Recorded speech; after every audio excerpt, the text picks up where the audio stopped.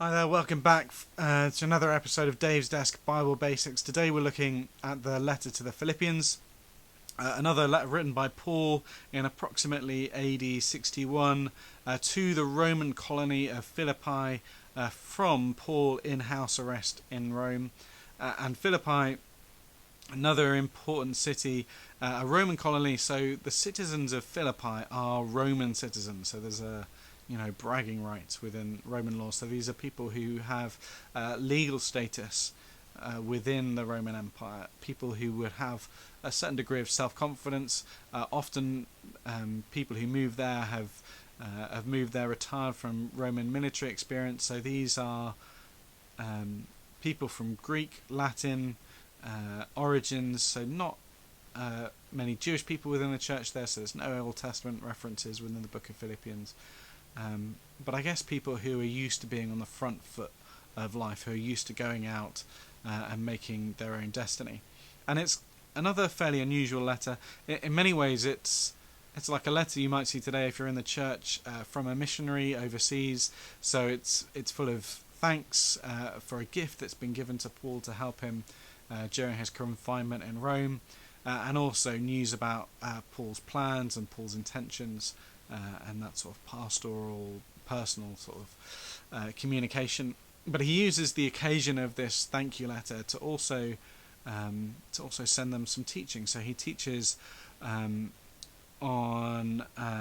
the requirement for them to stand firm in the face of persecution, to rejoice in the Lord in spite of the struggles that are probably on the way, the importance in that struggle of unity and humility, and the danger of both legalism, that is adding to faith works and thinking we need to do this or that to be saved, and libertarianism, so the idea that it doesn't matter what we do because we're saved through grace, so who cares what actions we carry out, rather than acting in a way that honours what God has done for us and responds to his gift of grace by choosing to follow his will for our lives.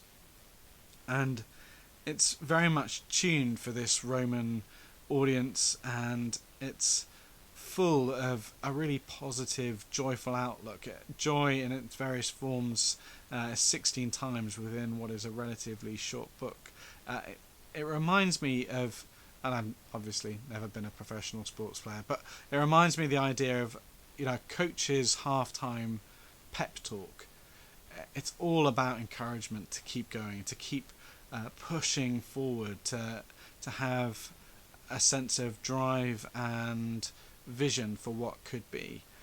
And so it's a really helpful letter to read for that sense of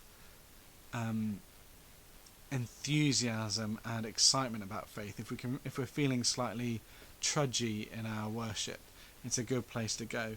And I encourage you to read chapter 2 verses 5 to 11. It's a great song, poem within the letter, and Paul uses it there to teach about humility. It describes Christ's attitude to being God, and his willingness to humble himself into human form. And I encourage you to read through that and not just take in the great sort of teaching that it has about Christ and what he's done for us, but also to reflect on our own attitude towards status and power, and do we have the same attitude towards what we have in terms of power and authority that Christ had with respect to his position at the Father's right hand. I hope that's given you something to think about, and I hope to see you again soon. Goodbye.